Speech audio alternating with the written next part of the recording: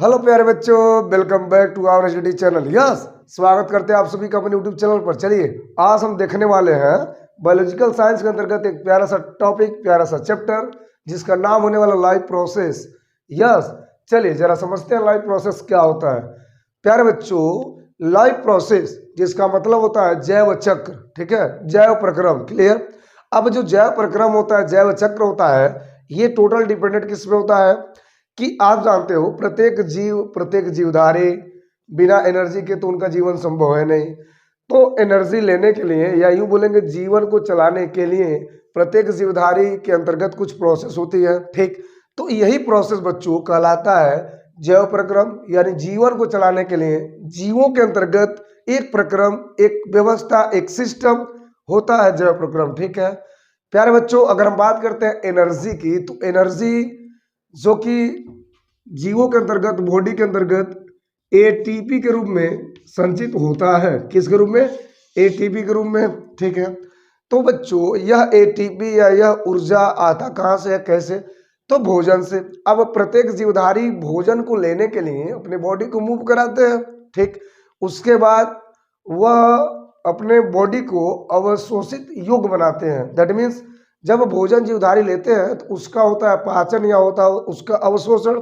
ठीक, और वह छोटे छोटे पार्टिकल में टूट करके ब्लड के माध्यम से पूरी बॉडी में, पूरी कोशिकाओं में, पूरी सेल में फैल जाते हैं और धीरे धीरे वह यूं बोलेंगे कि जीव द्रव्य के निर्माण के लिए स्वांगीकृत हो जाते हैं या श्वसन के लिए एक आधार बन जाता है। ठीक है, और लास्ट में बच्चों यह एनर्जी एटीपी के रूप में संचित हो जाता है। इस प्रकार एक बॉडी में, एक जीवों के अंतर्गत शरीर में ऊर्जा मुक्त होती है, यूं बोलेंगे कि कार्य करने की क्षमताएं आती है। ठीक है, तो ये रहा एक ऊर्जा के लिए प्रोसेस। तो मतलब ये हुआ कि प्रत्येक जीवों के लिए जो चक्र की आवश्यकता होती है या उनके अंतर्गत जो प्रोसेस की आवश्यकता होती है वही होता है बच्चों जैव प्रक्रम। क्या होता है? जैव प्रक्रम। ठीक है, अब अगर जैव प्रक्रम के बारे में स्टार्ट किया जाए तो कैसे होगा? तो प्यारे बच्चों आप आसानी से स्टार्ट कर सकते हो। तो यहाँ पे कुछ बातों को पहले नोट करेंगे।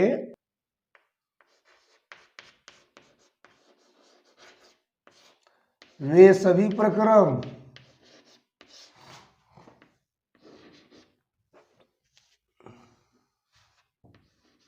जो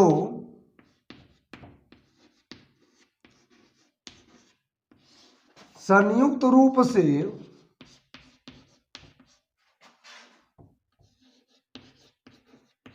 जीवों के अनुरक्षण, ठीक है, का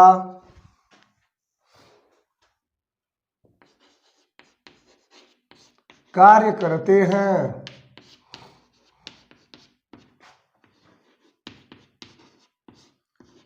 जैव प्रक्रम कहलाते हैं।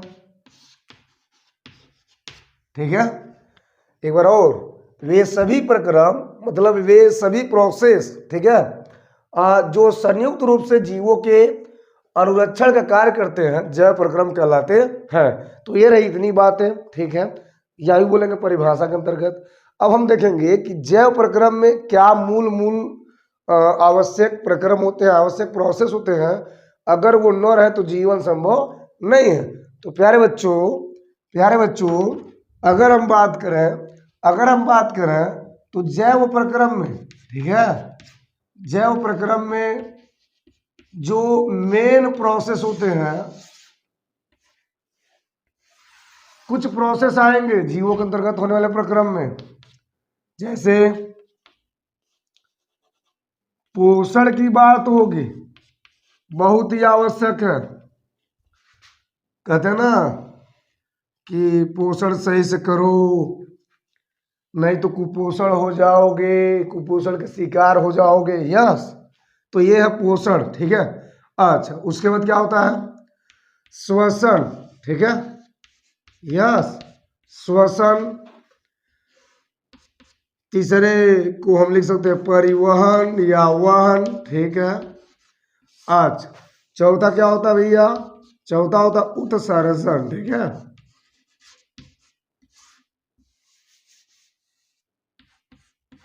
तो ये रहा जैव प्रक्रम में आवश्यक प्रक्रम। पहला प्रक्रम क्या है? पोषण। दूसरा क्या है? श्वसन। तीसरा क्या है? परिवहन।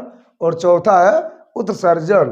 तो यहाँ बच्चों लाइफ प्रोसेस के अंतर्गत यहाँ पे चारों प्रक्रम, चारों प्रोसेस पढ़ना पड़ेगा और एक एक प्रोसेस का आइए हम डिटेल देते हैं। तो बच्चों सबसे पहले हम पोषण की बात करेंगे, ठीक है।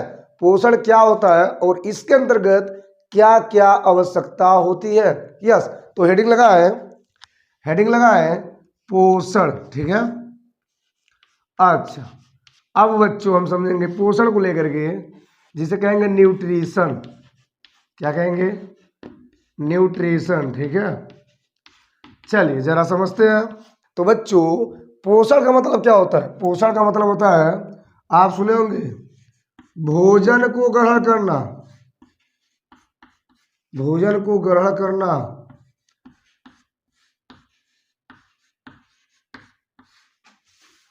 पचे हुए भोजन का अवशोषण,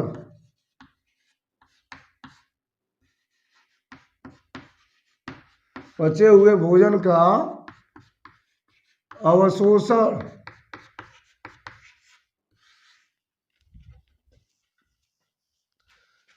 एवं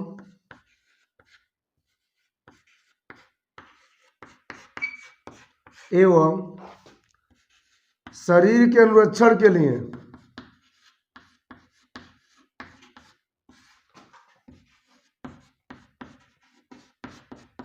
उसका उपयोग क्या है, ठीक है।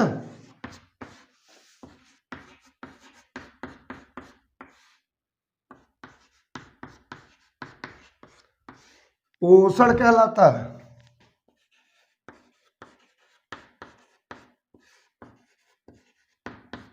ध्यान देंगे जरा बातों को। तो पोषण, न्यूट्रिशन, ठीक है। अब न्यूट्रिशन किस पे डिपेंड है? भोजन ग्रहण करना। आप जानते हैं ऊर्जा लेने के लिए जो लास्ट स्टेज होता है, तो ऊर्जा कैसे मिलता है? पहले तो हम भोजन ग्रहण करते हैं, तो भोजन ग्रहण करने के बाद क्या होता है? पचे हुए भोजन का अवशोषण होता है। और इतनी प्रोसेस किसके अंतर्गत आता है? पोषण के अंतर्गत आता है। तो यहाँ बच्चों पोषण ये बताता है केवल कि आपने भोजन ग्रहण किया और भोजन का पाचन हुआ और वह पाचन के बाद शरीर के लिए, अनुरक्षण के लिए उसका उपयोग होता है, ठीक। तो ये रहा पोषण के बारे में। तो पोषण में अब ये समझना पड़ेगा आपको कि पोषण जो होता है वह डिपेंड किस पर होता है। यानी अगर पोषण हो रहा है तो किसके माध्यम से हो रहा है? पोषण में क्या क्या हमको देखना पड़ेगा। हम कैसे जानेंगे कि हमारा पोषण हो रहा है? हम कैसे जानेंगे कि हमारे पोषण में कमी नहीं हो रही है कुछ? तो आइए बच्चों आपको समझाते हैं। पोषण में जो तत्व होते हैं, कुछ आवश्यक तत्व होते हैं जो कि इनको मेंटेन किए रहते हैं। यानी एक पोषण कुछ तत्वों पर डिपेंड होता है। जैसे आप सुनेंगे कार्बोहाइड्रेट, वसा, प्रोटीन, खनिज लवण, विटामिन वगैरह, ठीक है। तो ये ऐसे मूलभूत तत्व होते हैं जो कि पोषण को मेंटेन करते हैं। तो एक पोषण डिपेंड हो जाएगा इस पर, इन तत्वों पर। तो क्या होगा अगर हम लिखना चाहे तो क्या होगा? अगर हम लिखना चाहे तो क्या होगा? पोषण के लिए आवश्यक पोषक तत्व, पोषण के लिए आवश्यक, यूं बोलेंगे पोषक तत्व। यानी अगर पोषण हो रहा है तो आवश्यक पोषक तत्वों के आधार पे। और जो पोषक तत्व होते हैं बच्चों, पोषक तत्व जो होते हैं ये 5 प्रकार के होते हैं। कितने प्रकार के हैं? 5 प्रकार के होते हैं। लिखना चाहिए, लिख सकते हैं। कार्बोहाइड्रेट,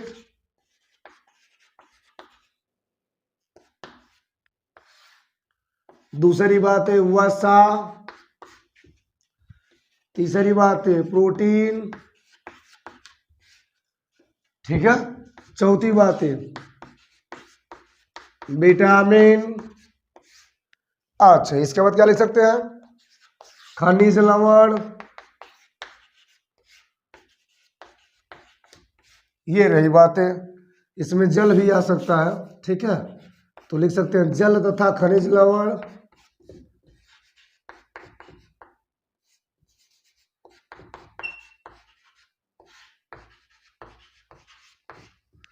चलिए, तो ये रहा 5 पोषक तत्व जो अगर न रहे तो पोषण संभव नहीं है। तो आप क्या सीख रहे हैं कि हर एक टर्म कहीं न कहीं दूसरे टर्म पर डिपेंड होता है और एक टर्म में कुछ चीज़ों का आवश्यक होना ज़रूरी है। यस, तो बच्चों अब हम समझेंगे कि जो पोषण हो रहा है वह कुछ पोषक तत्वों के माध्यम से हो रहा है। तो ये पोषक तत्व है क्या? क्या कमी होगी अगर ये न रहे? क्या बॉडी में इफेक्ट होगा अगर ये न रहे? तो चलिए बच्चों, अब हम समझेंगे कि पोषक तत्व के बारे में डिटेल देखेंगे कि पोषक तत्व जैसे कार्बोहाइड्रेट क्या होता है और अगर बॉडी में कार्बोहाइड्रेट को देखा जाए तो इसका क्या योगदान होता है, क्या कार्बोहाइड्रेट के बिना संभव है पोषण? तो आइए समझाते हैं आपको। यस, चले बच्चों, अब हम समझते हैं कार्बोहाइड्रेट का मतलब। ठीक है, तो बच्चों कार्बोहाइड्रेट को याद रखना तो आपको एक बात याद रखना पड़ेगा, CHO। CHO का मतलब है carbon plus hydrogen plus oxygen, यानी इन तीनों से मिल करके बना होता है। ठीक है, क्या लिखेंगे? क्या लिखेंगे? कार्बोहाइड्रेट, कार्बोहाइड्रेट, कार्बोहाइड्रेट मुख्यतः कार्बन,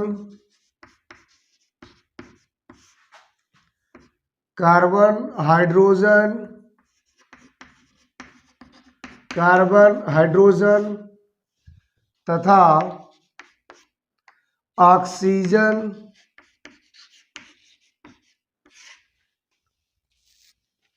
से मिलकर बना होता है।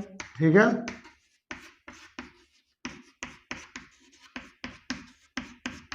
अच्छा चलिए समझते हैं इसे।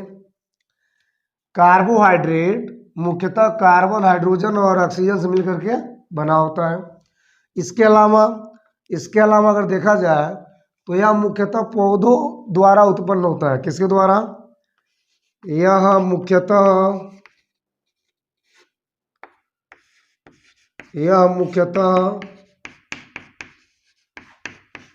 पौधों द्वारा उत्पन्न होता है। ठीक है, कुछ और बात अगर लेंगे तो हो जाएगा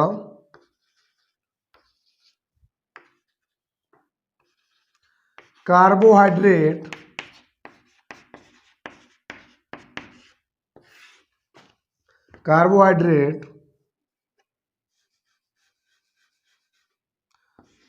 जैविकीय रूप से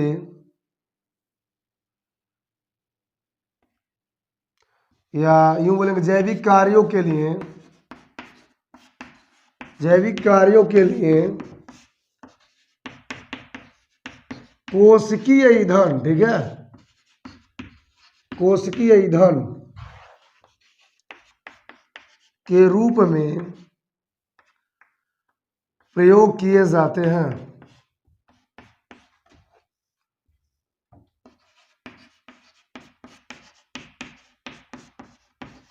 ठीक है, ये रहा थोड़ा बहुत कार्बोहाइड्रेट के बारे में। चलिए एक बार और समझते हैं। सबसे पहले अगर आपको याद रखना तो कार्बोहाइड्रेट को याद रखने के लिए CHO याद रखना पड़ेगा। CHO का मतलब है carbon plus hydrogen plus oxygen, यानी एक कार्बोहाइड्रेट कार्बन हाइड्रोजन और ऑक्सीजन से मिलकर के बनने वाला एक प्रकार का यौगिक होता है। यूं बोलेंगे एक प्रकार का कॉम्प्लेक्स कंपाउंड होता है। ठीक है, अच्छा, कार्बोहाइड्रेट मुख्यतः कार्बन हाइड्रोजन तथा ऑक्सीजन से मिलकर बना होता है। पहली बात में नोट कर सकते हैं। दूसरी बात है यह मुख्यतः पौधों द्वारा उत्पन्न होता है और कार्बोहाइड्रेट जैविक कार्यों के लिए कोशिकीय ईंधन के रूप में प्रयोग में किए जाते हैं। एक और इम्पोर्टेंट बात, ठीक है, क्या इम्पोर्टेंट बात है? एक और इम्पोर्टेंट बात यहाँ पे आप शायद लिख सकते हैं, वे सभी कार्बोहाइड्रेट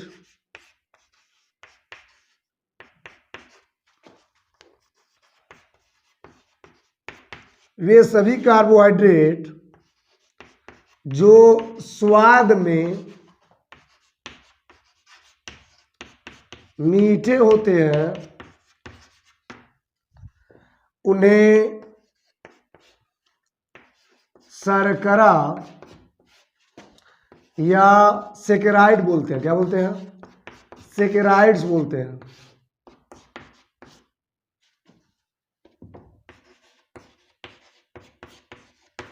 ठीक है, क्या बोलेंगे?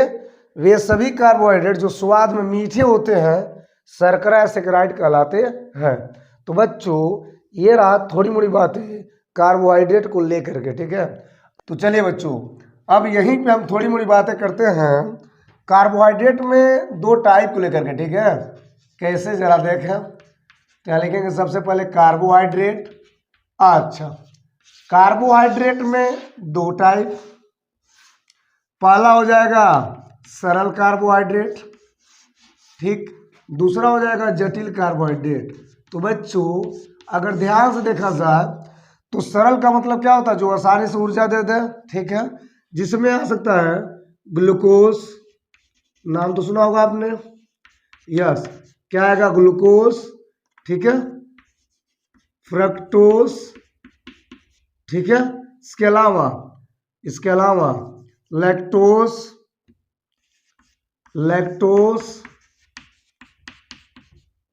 ठीक है। अगर इसके अतिरिक्त देखें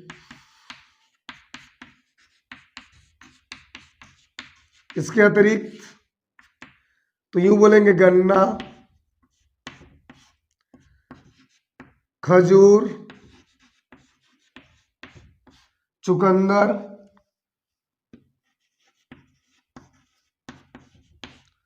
ETC। ठीक है, तो ये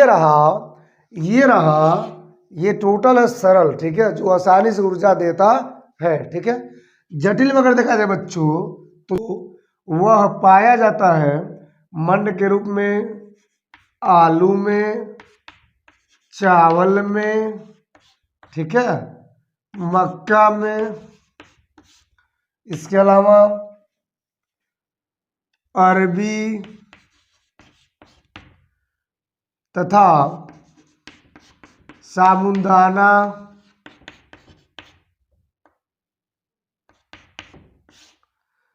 आदि में पाया जाता है। ठीक है, क्या लिखेंगे? जटिल कार्बोहाइड्रेट मंड के रूप में आलू में भी होता है, चावल में भी होता है, मक्का, अरबी, साबूदाना वगैरह। ठीक है, सरल में क्या देखें कि जो सरल कार्बोहाइड्रेट होता है वह ग्लूकोज में, फ्रक्टोज के रूप में, लैक्टोज के रूप में, यही बोलेंगे गन्ना, खजूर और चुकंदर। तो ये रहा बच्चों सरल व जटिल में अंतर। ठीक है, तो दो तरह से कार्बोहाइड्रेट आसानी से हो सकते हैं, या तो सरल होगा या तो जटिल होगा। अब कुछ बातें अगर हम ध्यान से देखें तो जो चावल होता है कार्बोहाइड्रेट की पहचान हम कैसे करेंगे? तो सिंपल एग्जांपल ले लीजिए। चावल जब भी आप पकाते हैं, आपके घरों में जब चावल पकता होगा तो आपने देखा होगा कि चावल में ऊपरी जब पकने लगता है तो उसमें हल्का फुल्का चमक पाई जाती है। ठीक है, या चावल को लेकर कैसे हाथ में रखें और थोड़ा बहुत उसको तोड़ें। ठीक है, तो वहाँ पे देखेंगे कुछ उसमें चमकते हुए नजर आएंगे, तो वह जो चमक है वही है कार्बोहाइड्रेट की मात्रा।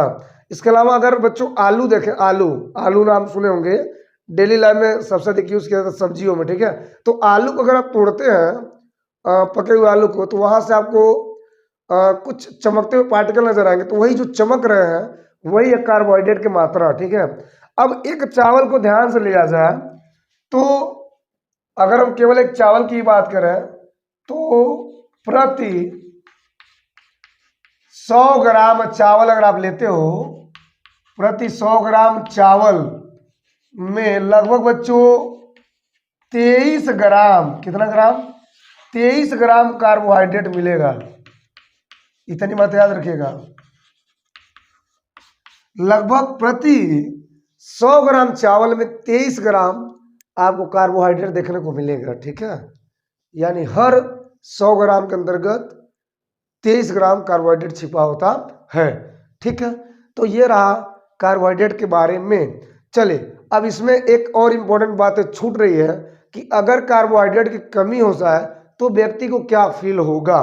तो पॉइंट वाली बात नोट भी करेंगे, नोटेशन में नोट करेंगे। क्या नोट करेंगे? कार्बोहाइड्रेट कार्बोहाइड्रेट की कमी से गंभीर कमजोरी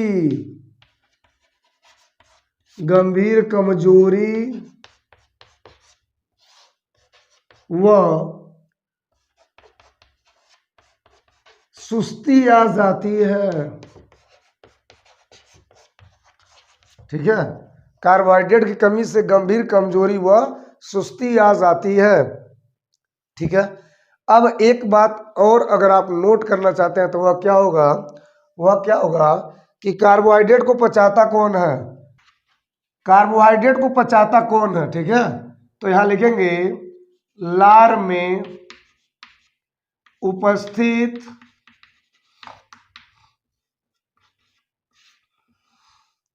इमाइलेज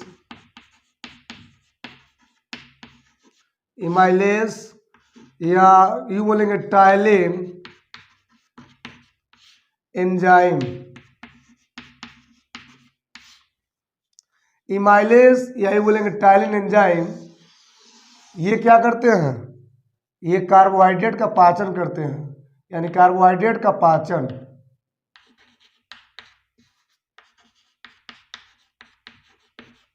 ठीक है, तो कार्बोहाइड्रेट का पाचन कौन कराता है, लार में उपस्थित इमाइलेज या टाइलिन एंजाइम। ठीक है, इतनी बातें क्लियर है। चलिए एक बार और हम पूरे का एक साथ व्याख्या कर देते हैं। चलिए, तो कार्बोहाइड्रेट जो कि कार्बन हाइड्रोजन और ऑक्सीजन से मिलकर के बनने वाला एक प्रकार का कॉम्प्लेक्स कंपाउंड होता है। कार्बोहाइड्रेट मुख्यतः इसके आधार बोल सकते हैं कार्बन हाइड्रोजन और ऑक्सीजन से मिलकर बना होता है। यह मुख्यतः पौधों के द्वारा प्राप्त होता है और साथ ही साथ कार्बोहाइड्रेट जैविक कार्यों के लिए कोशिकीय के रूप में प्रयोग किए जाते हैं। कोशिकीय ईंधन के रूप में मिट गया है। वे सभी कार्बोहाइड्रेट जो स्वाद में मीठे होते हैं उन्हें आप शर्करा सैकराइड का नाम दे सकते हैं। ठीक, अब बच्चों कार्बोहाइड्रेट के टाइप या तो सरल होगा या तो जटिल होगा। सरल में कुछ ये आते हैं जैसे ग्लूकोज, फ्रक्टोज, लैक्टोज, इनके अलावा गन्ना, खजूर, चुकंदर। जटिल में मंड के रूप में आलू में, चावल में, मक्का में, अरबी में, साबूदाना आदि में जटिल कार्बोहाइड्रेट पाया जाता है। ठीक, अब बच्चों अगर एक ध्यान देखा जाए चावल को लेकर देखा जाए तो प्रति 100 ग्राम चावल में 23 ग्राम कार्बोहाइड्रेट लगभग पाया जाता है। इसके अलावा एक इम्पोर्टेंट बात, कार्बोहाइड्रेट का पाचन कराता है इमाइलेज या टाइलिन एंजाइम जो कि लार में उपस्थित होता है। चलिए, कार्बोहाइड्रेट की कमी हो जाए तो क्या होगा, व्यक्ति को गंभीर कमजोरी एवं सुस्ती का फील होगा। ठीक है, तो ये रहा टोटल कार्बोहाइड्रेट के बारे में। अब चलिए हम दूसरा लेते हैं वसा, जो कि दूसरा न्यूट्रिएंट है, दूसरा पोषक तत्व है। यानी अगर ये न रहे तो भी जीवन संभव नहीं है। यानी एक व्यक्ति का पोषण हो ही नहीं पाएगा और जब व्यक्ति का पोषण नहीं होगा तो उसका जीवन संभव नहीं है। तो ये रहा पहला कार्बोहाइड्रेट यानी पहला पोषक आवश्यक तत्व जो कि पोषण को कराता है। अब हम लेंगे दूसरा आवश्यक पोषक तत्व जिसका नाम होगा वसा। ठीक है, चले बच्चों अब हम देखेंगे दूसरा आवश्यक पोषक तत्व जिसका नाम होगा वसा। चाहो तो वसा लिख सकते हो। ठीक है, फैट्स, दैट मीन्स फैट्स क्या है, अगर देखा जाए तो फैट भी एक कार्बनिक मिक्सचर ही होता है। कार्बनिक मिक्सचर, अगर हम बात करते हैं कार्बनिक मिक्सचर को लेकर के तो जैसे कार्बोहाइड्रेट होता था CHO, कार्बन हाइड्रोजन और ऑक्सीजन का कॉम्प्लेक्स, उसी प्रकार फैट्स भी CHO का कॉम्प्लेक्स होता है, कार्बनिक मिक्सचर होता है। ठीक है, अब इसके अलावा जो अगर बातें होंगी वसा में तो वसा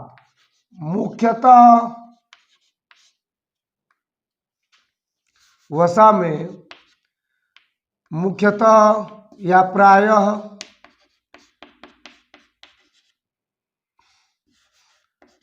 तत्वों का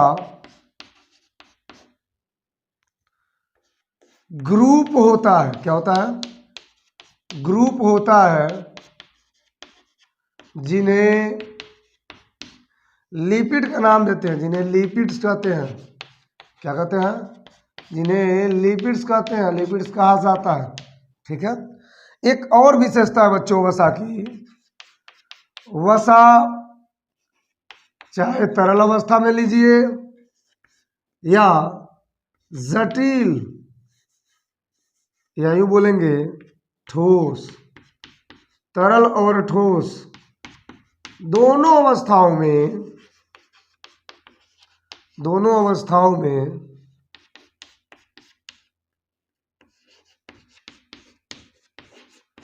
ग्रहण किए जा सकते हैं।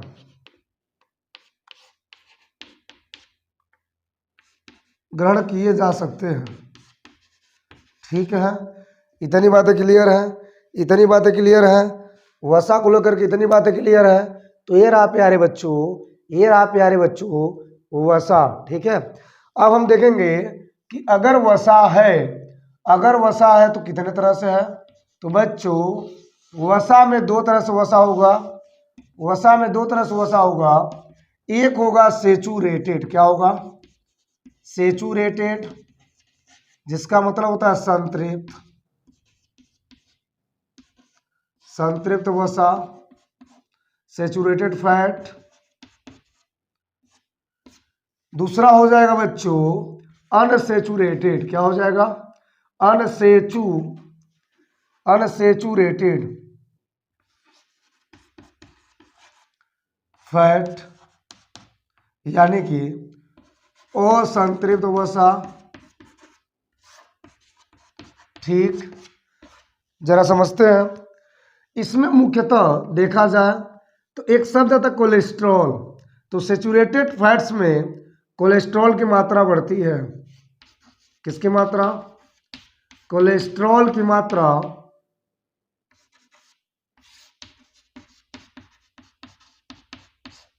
बढ़ती है।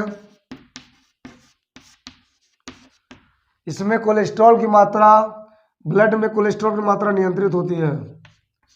ब्लड में कोलेस्ट्रॉल की मात्रा, कोलेस्ट्रॉल की मात्रा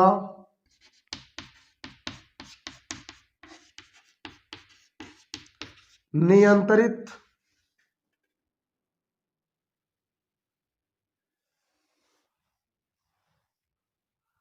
ब्लड में कोलेस्ट्रॉल की मात्रा को संतुलित करने में सहायक होता है। ब्लड में कोलेस्ट्रॉल की मात्रा को संतुलित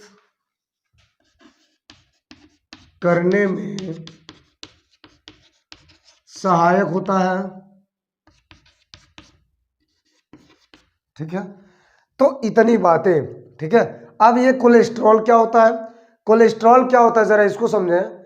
तो अगर हम कोलेस्ट्रॉल की बातें करते हैं बच्चों, तो कोलेस्ट्रॉल आपके मन में क्वेश्चन में कोलेस्ट्रॉल सर है क्या। ठीक है, तो कोलेस्ट्रॉल को अगर हम समझे तो यहाँ लिख सकते हैं समझने के लिए कोलेस्ट्रॉल। ठीक है,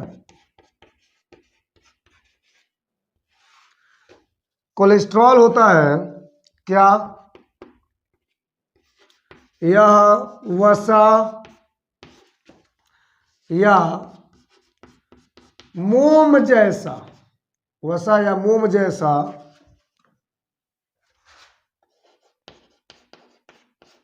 एक पदार्थ होता है।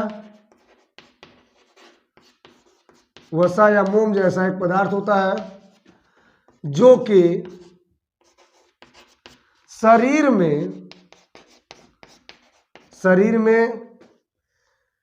में क्या करता है, जो कि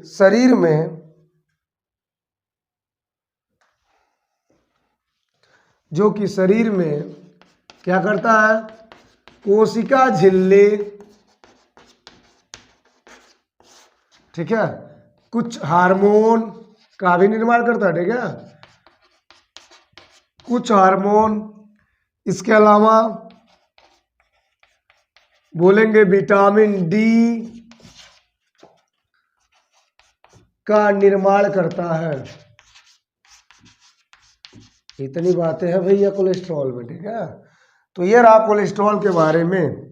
ठीक है, कोलेस्ट्रॉल भी क्या होता है, एक प्रकार का वसा या मोम जैसा पदार्थ होता है जो कितना काम करता है, कोशिका झिल्ली को भी बनाता है, कुछ हार्मोन को भी बनाता है, और इसके अलावा विटामिन डी का भी निर्माण करता है। तो बच्चों अब एक शरीर में वसा, यानी वसा का मतलब है दो तरह से, सेचुरेटेड, अनसेचुरेटेड। सेचुरेटेड में क्या होता है, कोलेस्ट्रॉल की मात्रा बढ़ती जाती है, और अनसेचुरेटेड में क्या होता है, जो ब्लड में कोलेस्ट्रॉल होता है उसकी मात्रा बैलेंस रहता है। ठीक है, तो ये होना जरूरी भी है। अच्छा अच्छा, अब जरा समझें, अब जरा समझें कि सेचुरेटेड फैट्स, सेचुरेटेड वसा किस पदार्थ के अंतर्गत पाया जाता है और अनसेचुरेटेड वसा किस पदार्थ के अंतर्गत पाया जाता है। मतलब शरीर में अगर सेचुरेटेड वसा चाहिए तो आपको क्या क्या पदार्थ लेना पड़ेगा। तो बच्चों आप सुने होंगे, आप सुने होंगे, आप सुने होंगे क्या, दूध,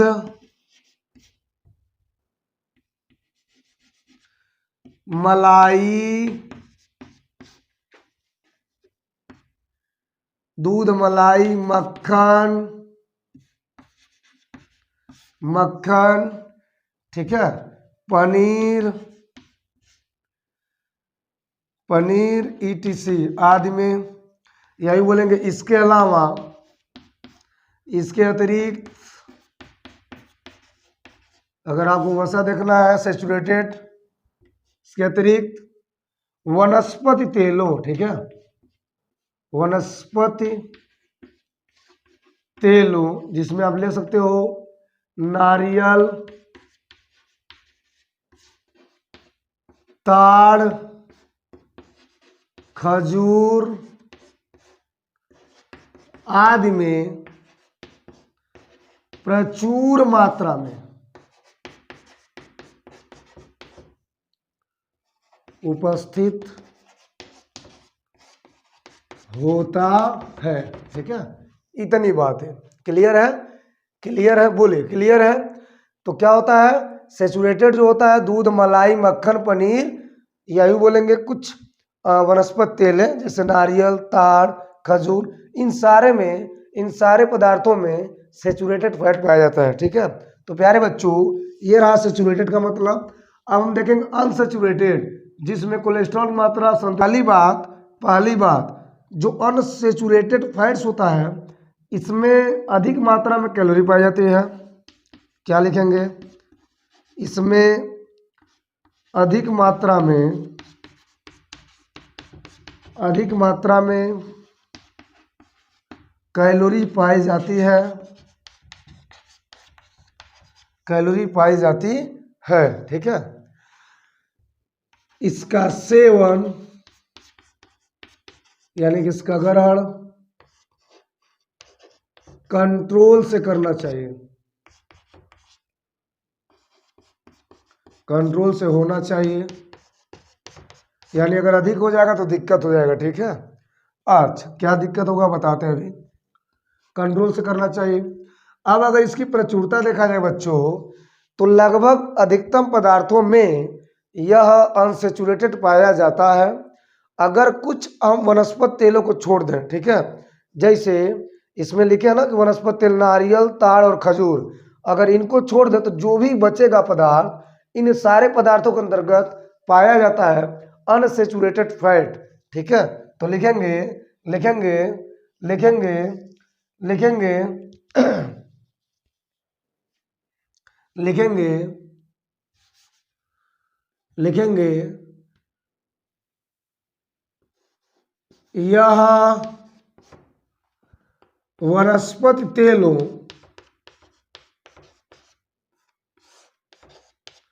वनस्पति तेलों जिसमें आपको क्या छोड़ना है, खजूर, नारियल, नारियल, खजूर और क्या लिखे हैं, ताड़ को छोड़कर,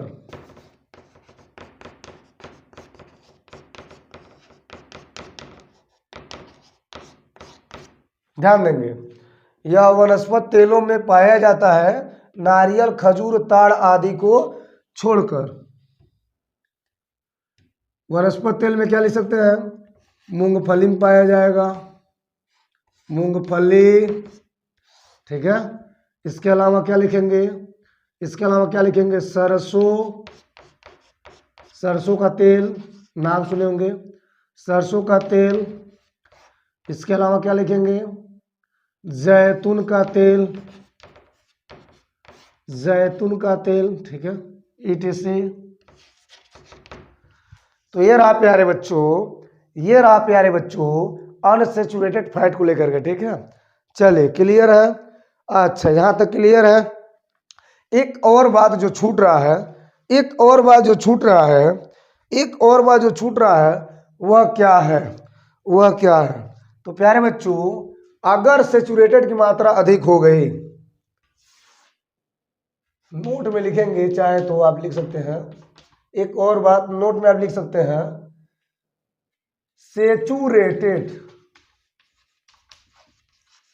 फैट की अधिक मात्रा से,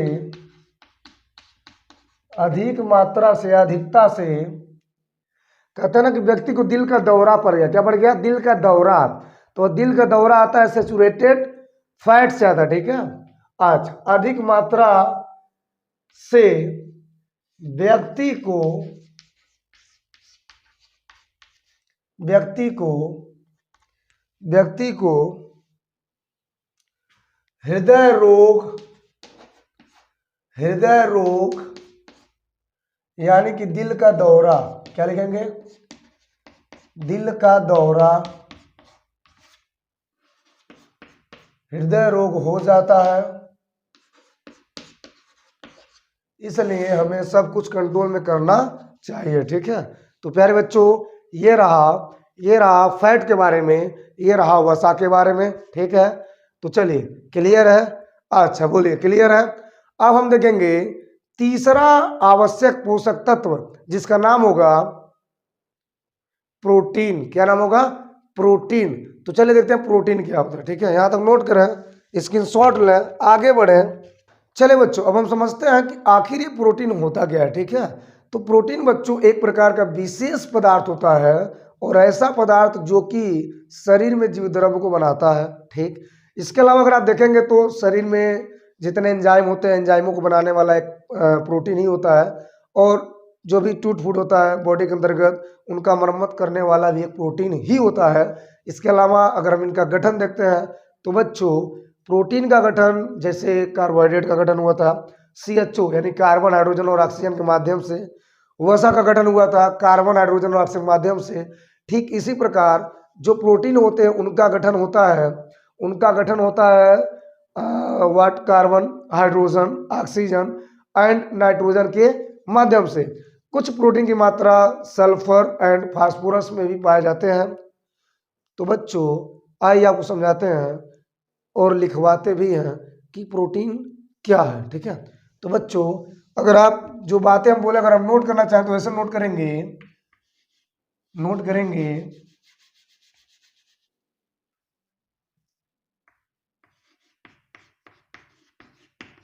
प्रोटीन जीव द्रव्य का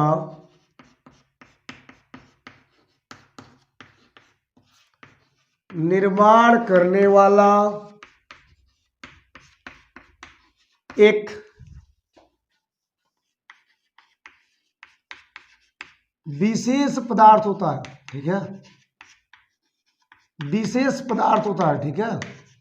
अच्छा इसके अतिरिक्त शरीर में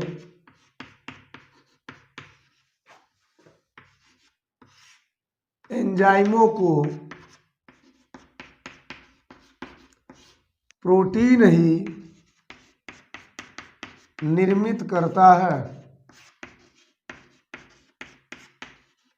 ठीक है। और क्या लिखेंगे, शरीर में हुई टूट फूट की मरम्मत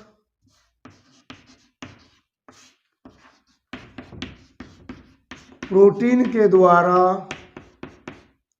होता है, ठीक है। तो ये रहा 2 लाइन, ठीक है। आज प्रोटीन का गठन कैसे होता है बाबू? प्रोटीन का गठन, यानी प्रोटीन का गठन अगर देखा जाए तो यह प्रायः CHO carbon, hydrogen, oxygen and nitrogen, इनके माध्यम से होता है प्रोटीन का गठन, ठीक है। इसके अतिरिक्त अगर देखा जाए तो इसके अतिरिक्त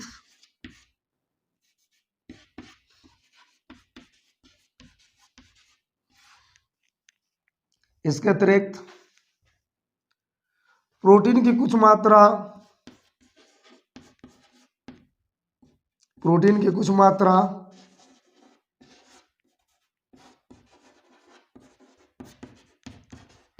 कुछ मात्रा फास्फोरस एंड सल्फर में भी पाए जाते हैं, ठीक है। प्रोटीन की कुछ मात्रा फास्फोरस एंड सल्फर में भी पाए जाते हैं, ठीक है, कुछ इस प्रकार से। चलिए, तो ये हो गया बाबू, ये हो गया क्लियर। अब हम देखेंगे कि प्रोटीन के मुख्य स्रोत क्या है, ठीक है। अब हम देखेंगे प्रोटीन के मुख्य स्रोत क्या है, ठीक है। तो बच्चों ये आप लिख सकते हैं प्रोटीन के मुख्य स्रोत। तो अगर मुख्य स्रोत की बात करेंगे तो आप सुने होंगे, क्या सुने हैं? दूध, दही, ठीक है। इसके अलावा जितने प्रकार की दालें आती हैं, दालें जैसे चना का, ठीक है, अरहर का, चाहे जो भी कहो, रहर, जितने प्रकार की दालें होती हैं दालों में पाया जाता है, ठीक है। मटर, मछली, ठीक है। अच्छा, पनीर, मांस,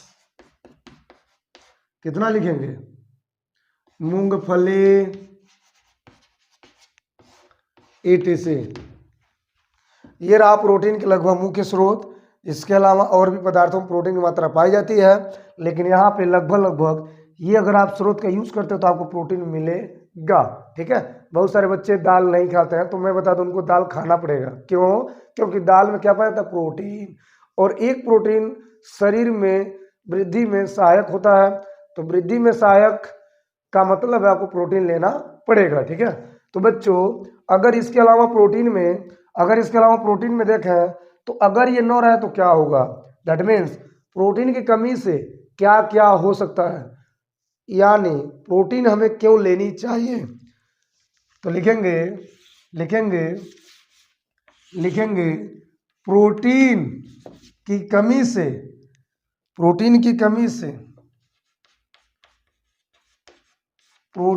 कमी से रोग, क्या क्या रोग हो सकता है? सबसे पहले शरीर में थकान, ठीक है। जोड़ों का दर्द,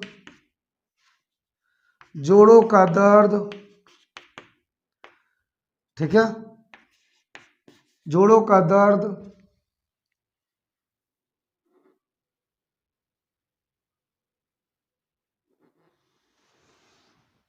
पेट में सूजन, त्वचा पेट में सूजन, चेहरे, त्वचा तथा पेट में सूजन, ये तो नॉर्मल है जी ना। ये क्या, ये नॉर्मल है कि अगर प्रोटीन की कमी हो जाती है तो व्यक्ति को ऐसा फील होता है, ठीक है। इसके अलावा क्या हो सकता है? चेहरे पे झुर्रियां आना, चेहरे का रूखा होना, ठीक है, चेहरे का रूखा होना, बालों का झड़ना, यस। इसके अलावा और क्या हो सकता है? इसके अलावा हड्डियों का कमजोर होना,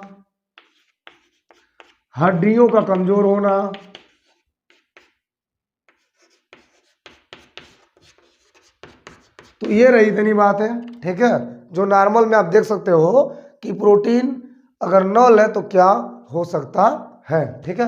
तो ये रहा प्यारे बच्चों प्रोटीन के बारे में, और मुझे लगता है बच्चों आपको क्लियर हुआ होगा। ठीक है, तो चलिए अब बढ़ते हैं आगे और हम समझते हैं अगला पोषक तत्व क्या है, जिसका नाम होने वाला है विटामिन्स। यस, चलिए बात करेंगे विटामिन को लेकर के। चलिए तो अब हम देखेंगे कि चौथा जो पोषक तत्व है यानी कि न्यूट्रिएंट, राइट, वह क्या, वह है विटामिन। बहुत इंपॉर्टेंट है, ठीक है, और वैसे तो इंपॉर्टेंट सब है, ठीक है। तो विटामिन्स दैट मीन्स क्या होगा जी, विटामिन को अगर देखा जाए तो कुल विटामिन लगभग 13 होते हैं, 13 विटामिन होते हैं। और ये वास्तव में होते क्या है, तो बच्चों शरीर में विटामिन अगर 9 रहे तो क्या होगा, शरीर में विटामिन का काम होता है ग्रो कराना, एक प्रकार का बोल सकते हैं ग्रो फैक्टर होता है, ठीक है। और विटामिन की कमी से अनेक प्रकार के रोग भी होते हैं, ठीक है। तो बच्चों अभी आपको स्क्रीन पे एक चार्ट मिलेगा, बट उससे पहले आप समझें कि विटामिन का मतलब क्या है। तो आप लिखना लिख सकते हैं ये जटिल कार्बनिक पदार्थ होते हैं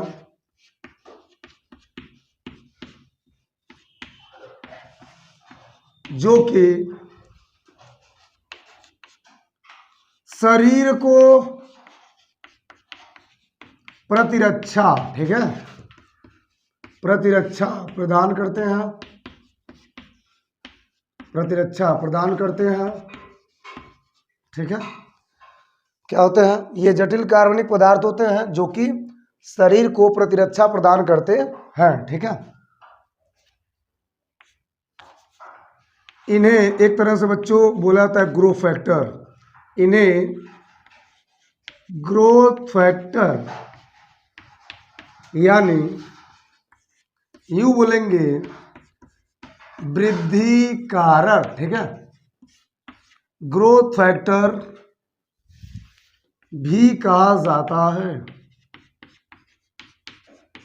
अब तो क्लियर है ना कि अगर विटामिन आ रहा तो क्या होगा, आपका वृद्धि और विकास रुक जाएगा, ठप हो जाएगा। तो कहोगे लंबाइया नहीं बढ़ रहा है तो चौड़िया नहीं बढ़ रहा है नहीं बढ़ रहा तो नहीं बढ़ रहा। इसका मतलब क्या है कि विटामिन का होना बहुत बड़ा जरूरी है, ठीक है। चलिए तो कुछ और बातें लेते हैं विटामिन के अंतर्गत। अब हम देखेंगे कि विटामिन 2 प्रकार के मुख्यतः होते हैं। ओ माय गॉड, ये कैसे, आप तो अभी 13 लिखवाए हैं और हम पढ़े भी ABCDE के। डोंट वरी, घबराए नहीं, विटामिन मुख्यतः 2 प्रकार के होते हैं और उसमें जरा समझें। क्या लिखेंगे, विटामिन मुख्यतः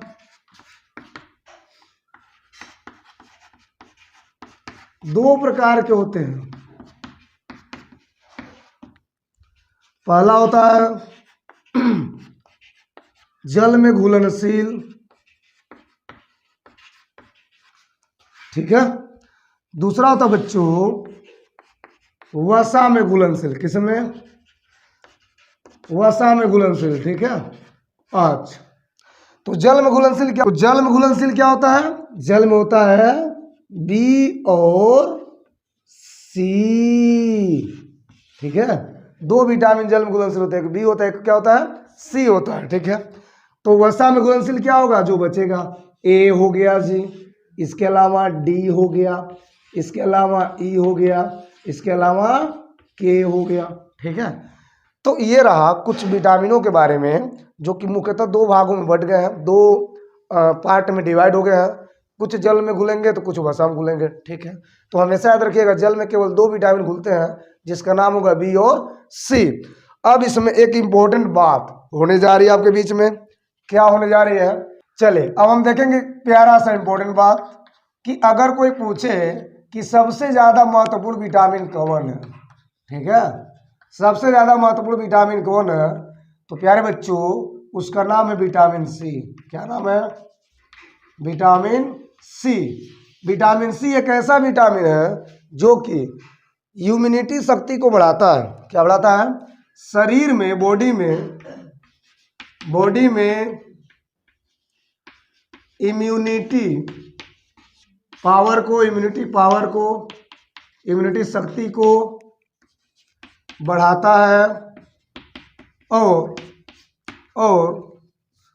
और ऑक्सीडेंट, एंटीऑक्सीडेंट के रूप में, एंटीऑक्सीडेंट के रूप में, ऑक्सीडेंट के रूप में क्या करता है, बॉडी में बने फ्री रेडिकल्स से लड़ता है। ध्यान देंगे, विटामिन सी सबसे पहले बॉडी में जो इम्यूनिटी पावर होता है उसको क्या करता है, बढ़ाता है, इंक्रीज करता है। ठीक है, दूसरी बात है यह एंटीऑक्सीडेंट के रूप में काम करता है और जो बॉडी में फ्री रेडिकल होते हैं उनसे लड़ने के लिए क्षमता भी रखता है। ठीक है, यानी उनसे लड़ाई करता है। यस, तो ये रहा विटामिन सी की विशेषता। ठीक है, ये रहा विटामिन सी की विशेषता। चले बच्चों, अब हम समझेंगे। चले तो एंटीऑक्सीडेंट का थोड़ा सा और मतलब हम निकालते हैं। ठीक है, तो बच्चों एंटीऑक्सीडेंट दैट मीन्स यह होता है विटामिन ए और विटामिन ई के अंतर्गत भी। वहाँ पे क्या होता है, थोड़ी बहुत मात्रा vitamin A and vitamin E, जिसके कारण कहते हैं कि चमड़िया यानी कि त्वचा का कोमल होना और बालों का सुंदर होना, ये दो चीजें डिपेंड होता है विटामिन ए और विटामिन ई पर। क्यों? क्योंकि इसके अंतर्गत पाया जाता है एंटीऑक्सीडेंट। यस, क्या लिखेंगे, विटामिन ए और विटामिन ई में पाया जाता है एंटीऑक्सीडेंट। क्या पाया जाता है, एंटीऑक्सीडेंट, जिसके कारण एंटीऑक्सीडेंट के कारण क्या होता है, स्किन, क्या बोलेंगे, स्किन यानी कि त्वचा, क्या बोलेंगे, त्वचा कोमल एंड बाल, त्वचा कोमल एंड बाल सुंदर होते हैं। ठीक है, विटामिन ए जिसमें भरपूर एंटीऑक्सीडेंट होता है, विटामिन ई में थोड़ा बहुत मात्रा में होता है। तो विटामिन ए के कारण जिसमें ऑक्सीडेंट की मात्रा ज़्यादा पाई जाती है और इसके कारण स्किन कोमल होता है, बाल सुंदर भी दिखता है। ठीक है, तो ये रहा थोड़ी मोड़ी बात है विटामिन को लेकर के। तो अब आपकी स्क्रीन पर एक प्यारा सा चार्ट दिख रहा है जिसमें आप टोटल विटामिन के नाम देख सकते हैं और इनके स्रोत क्या है। ठीक है, इनसे कौन कौन रोग हो सकते हैं इनकी कमी से और क्या क्या लेना चाहिए। तो यह चार्ट आप दिमाग में बैठा लीजिए, नोट कर लीजिए। ठीक है, हर एक विटामिन का अपना अलग अलग मतलब होता है बॉडी में। तो अगर आप अलग अलग विटामिन लेते हैं तो आपको अलग अलग फायदा मिलेगा। क्लियर है? तो स्क्रीनशॉट लें। चलिए आगे बढ़े। अब एक और टॉपिक हम देखेंगे। चलिए बच्चों, अब हम देखेंगे एक लास्ट आवश्यक पोषक तत्व, यस, जिसका नाम होगा, ठीक है, जिसका नाम होगा जल तथा खनिज लवण। क्या बोलेंगे, जल तथा खनिज लवण। ठीक है, अच्छा बच्चों, तो सबसे पहले हम बात करेंगे जल को लेकर के। ठीक है, तो अगर जल को देखा जाए तो जो जल की मात्रा है, क्या देखेंगे, जल जिसकी मात्रा लगभग शरीर में 60 से 70% होना अनिवार्य है। ठीक है, अच्छा दूसरी बात, जल जीव द्रव्य का प्रमुख भाग होता है, जीव द्रव्य का प्रमुख भाग होता है। ठीक है, और इसे एक तरह से देखेंगे तो यह सबको गलाने की क्षमता रखता है। मतलब यूं बोलेंगे कि विलायक, क्या बोलेंगे, विलायक, यानी कि जो हर जगह मौजूद हो उसे कहते हैं यूनिवर्सल। क्या बोलते हैं, यूनिवर्सल। तो बच्चों यह सार्वत्रिक, क्या बोलेंगे, सार्वत्रिक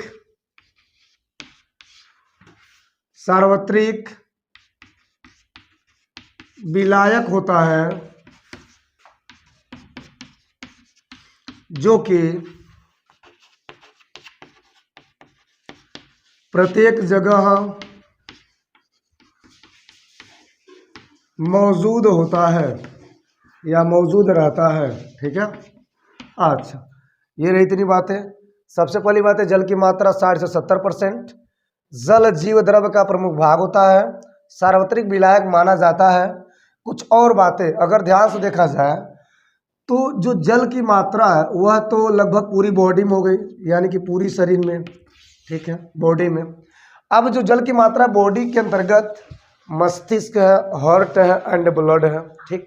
तो अगर ध्यान से देखा जाए तो जल की मात्रा मस्तिष्क में, किसमें, मस्तिष्क में इसकी मात्रा होती है लगभग 85%, ठीक है। और ब्लड में यानी कि रक्त में कितना, 79%, ठीक है। और आप बोलोगे हृदय में यानी कि हार्ट में लगभग पाया जाता है 80%, ठीक है। तो ये है जल की अलग अलग मात्रा, ठीक है। पूरी बॉडी के अंतर्गत 60 से 70% याद रखेंगे, और मस्तिष्क में, रक्त में, हृदय में 85, 79, 80, ठीक है। तो चलिए अब हम देखेंगे कि जो जल होता है, जल किसके रूप में पाया जाता है। तो प्यारे बच्चों, जल आयनों के रूप में मौजूद होता है, यानी जल में कुछ प्रमुख आयन बोल सकते हो, वाट, कुछ ऐसा। जल में प्रमुख आयन क्या होते हैं, magnesium, magnesium, calcium, chloride ion, by sulphate, by carbonate, sulphate, ठीक है, बाई नाइट्रेट यानी कि नाइट्रिक अम्ल यानी कि नाइट्रिक आयन के रूप में, ठीक है। तो ये है जल में प्रमुख आयन, ठीक है, कुछ ऐसा, magnesium, calcium, chloride, by carbonate, sulphate and by nitrate, that means nitrate, ठीक है। ये रहा थोड़ी मोड़ी बात है जल के बारे में, ठीक है। तो चलिए अब हम देखेंगे कि खनिज लवण का मतलब क्या होता है। एक खनिज लवण जिसकी लगभग पूरी बॉडी में आवश्यक मात्रा होती है कुल 24 खनिज लवण की, कम से कम 20 खनिज लवण पाए जाते हैं, लेकिन अगर आवश्यक रूप से देखा जाए तो 24 खनिज लवण चाहिए। तो कम से कम बॉडी में 20 और आवश्यक रूप से कितना चाहिए, 24 है। तो जो खनिज लवण होते हैं उसका पहले मतलब क्या होता है वो जाने। तो खनिज लवण, हेलो कहा गया जी, खनिज लवण आयनों के रूप में होते हैं। ये शरीर के कुल भार का 4 से 5%, याद करना। तो कितना, शरीर के भार का कुल से 4 से 5%। चले तो अब हम देखने वाले हैं कि खनिज लवण, चले अब हम देखेंगे खनिज लवण, ठीक है। तो खनिज लवण बच्चों जिस प्रकार जल में आयन पाए जाते हैं, ठीक उसी प्रकार खनिज लवण आयनों के रूप में व्यवस्थित होता है। और एक बॉडी में, एक शरीर में जो खनिज लवण होता है वह टोटल 24 मात्रा में पाया जाता है। तो कुल कितनी मात्रा है, 24, और कम से कम खनिज लवण की मात्रा होनी चाहिए 20, ठीक है। तो कम से कम 20 और आवश्यक रूप से 24, ठीक है। तो प्यारे बच्चों जो खनिज लवण होता है वह आयनों के रूप में मौजूद होता है। तो क्या लिखेंगे, क्या लिखेंगे, खनिज लवण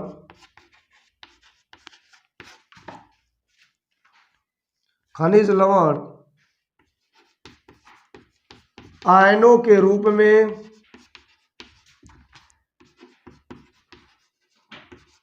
मौजूद होते हैं, ठीक है। किसके रूप में, आयनों के रूप में मौजूद होते हैं, ठीक है, आयनों के रूप में मौजूद होते हैं, ठीक है। और ये शरीर के भार का लगभग बोल सकते हो कितना परसेंट, 4 से 5, 4 to 5% होते हैं, ठीक है। ये बातें आप नोट करेंगे और याद भी करेंगे, बहुत ज़रूरी है, इंपॉर्टेंट भी है। खनिज लवण आयनों के रूप में मौजूद होते हैं और ये शरीर के भार का लगभग 4 से 5% होते हैं, ठीक। तो प्यारे बच्चों जो आवश्यक रूप से खनिज लवण है, यानी अगर देखेंगे कम से कम खनिज लवण की मात्रा, खनिज लवण की मात्रा 20 होती है, ठीक है। और मेन जो बात है, आवश्यक रूप से बॉडी के लिए, शरीर के लिए, बॉडी के लिए आवश्यक रूप से खनिज लवण की मात्रा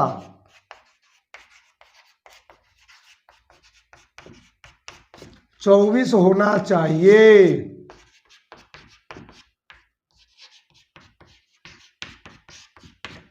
इतनी बातें आपको नोट करना पड़ेगा। यस, तो ये रहा प्यारे बच्चों, ये टोटल रहा पोषक तत्वों के बारे में, कार्बोहाइड्रेट, वसा, प्रोटीन, विटामिन, खनिज, लवण। ठीक है, तो प्यारे बच्चों कैसा लगा आज का लेक्चर? यस, उम्मीद करते बढ़िया ही लगा होगा। अगर बढ़िया नहीं लगा है तो आप जरूर कमेंट करें कि बढ़िया नहीं लगा। यस, और अगर बढ़िया लगा है तो लाइक करें, शेयर करें, सब्सक्राइब करना ना भूलें।